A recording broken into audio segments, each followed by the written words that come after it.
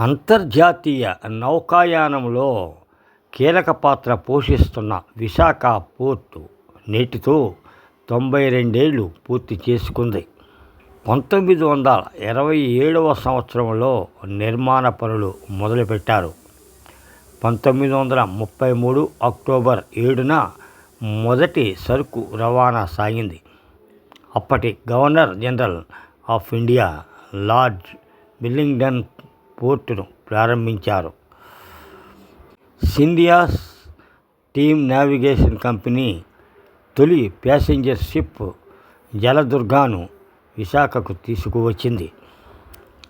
ప్రతి ఏడాది ఆర్థిక సంవత్సరంలో కోట్ల టన్నుల సరుకు రవాణా చేస్తూనే ఉంది.